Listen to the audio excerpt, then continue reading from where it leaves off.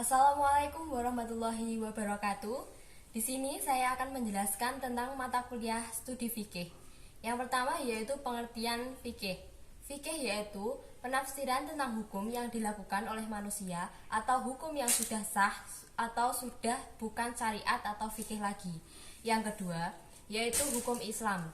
Hukum Islam adalah aturan yang ditetapkan atau diadopsi dari Islam untuk wilayah tertentu. Yang ketiga yaitu syariat. Syariat adalah semua yang disebutkan dalam Al-Quran atau hadis atau pedoman bagi umat Islam. Syariat yang berbicara tentang hukum yaitu dibagi menjadi dua. Yang pertama yaitu taklifi, yang kedua yaitu waidi. Yang pertama yaitu taklifi. Taklifi itu membahas tentang wajib, haram, mubah, sunnah, dan makruh. Yang kedua yaitu waidi, yaitu membahas tentang batal, sah, penghalang, syarat, dan ruqyah. Jadi, pada dasarnya semua perintah hukumnya wajib. Selanjutnya yaitu fikih, usul fikih, dan qawaid al-fiqhiyah. Yang pertama yaitu ada usul fikih.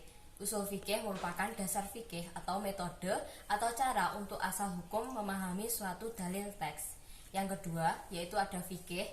Fikih merupakan pengetahuan mengenai hukum-hukum syariat. Yang ketiga yaitu ada qawaid al-fiqhiyah, merupakan pengelompokan atau kaidah yang sifatnya umum untuk mengkaji yang rinci. Misalnya, apabila melaksanakan sholat terdapat bahaya, maka boleh membatalkan sholat. Selanjutnya yaitu ada ijtihad. Ijtihad yaitu usaha untuk mengidentifikasi. Tingkat kebenaran bisa diukur melalui hasil yang sesuai dengan keinginan atau sejalan dengan yang dicita-citakan atau dohiriyah atau bisa dirasakan. Kebenaran ijtihad sifatnya ilmiah. Dikatakan salah apabila data yang digunakan untuk berijtihad tidak bisa dipertahankan. Yang bisa menilai terhadap hasil ijtihad adalah orang yang memiliki otoritas tertentu. Benar atau salah kembali kepada dasar-dasar ijtihad. Sebelum berijtihad harus bisa memahami sumber hukum dan pernyataan-pernyataan dalam suatu dalil. Selanjutnya yaitu ada maqasid al-syariah. Maqasid al-syariah berada di balik hukum musaddaral al-hakam. Diperintahkan untuk wudu ketika mau sholat, tetapi ketika orang itu mempunyai halangan, misalnya sakit, tidak ada air, jadi orang tersebut bisa menggantikannya dengan tayamum. Perintah melakukan puasa. Dalam berpuasa kita harus menahan hawa nafsu, lapar, dan lain-lain. Jika orang tersebut sakit atau dalam bepergian, maka orang tersebut bisa menggantinya di hari lain. Tujuan adanya hukum kebahagiaan manusia dibagi menjadi dua, yaitu maknawiyah dan mazaziyah. Yang pertama yaitu ada maknawiyah atau secara langsung. Orang bisa tidur nyenyak, orang bisa makan dengan lahap, itu contohnya. Yang kedua yaitu ada mazaziyah, contohnya itu menabung. Maqasid yaitu kebahagiaan manusia atau agama, nyawa, akal, keturunan, harta, kekayaan. Selanjutnya yaitu fikih pada masa Nabi dan sahabat. Sahabat merupakan masa atau era di mana bertemu semasa hidup bersama Nabi serta beriman kepada Nabi. Yang kedua yaitu hadis. Hadis yaitu tingkah laku Nabi yang berarti hukum. Sunnah. Sunnah yaitu perjalanan atau tingkah laku Nabi. Fikih pada zaman Nabi sudah ada, yaitu dengan adanya ijtihad dalam menggerakkan pikiran untuk merumuskan hukum. Begitu juga dalam masa sahabat, apabila perintah dan larangan bertemu maka diambil larangannya. Contohnya yaitu Haddolah mengikuti perang Badar, namun beliau meninggal tapi beliau masih belum melakukan mandi jinabat.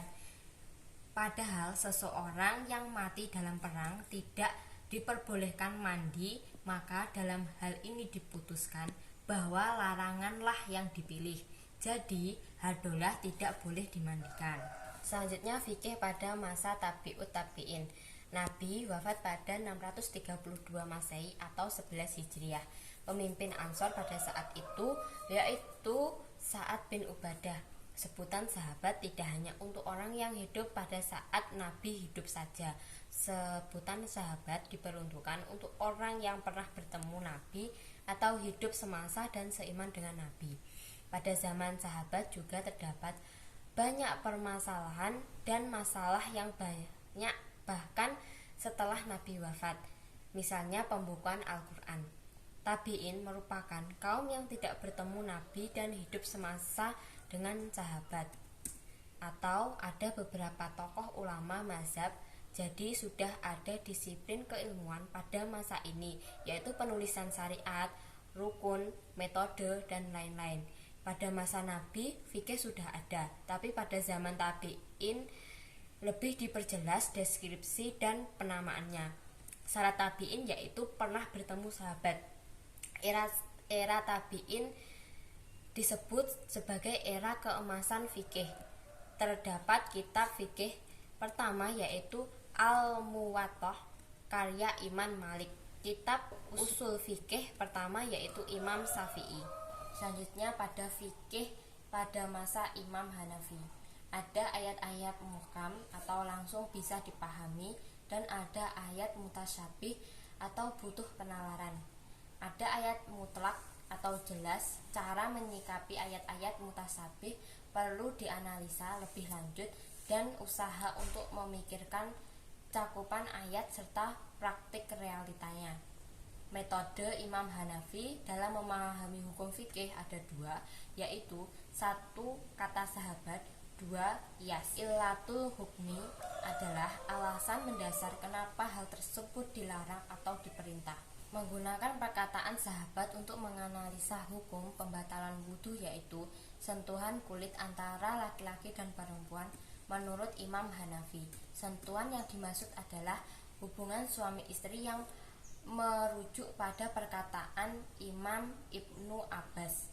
Yang kedua, menurut Imam Hanafi, orang junub masih bisa diterima jika tidak boleh masuk masjid, tetapi orang haid masih perlu dianalisa lagi boleh masuk masjid atau tidak.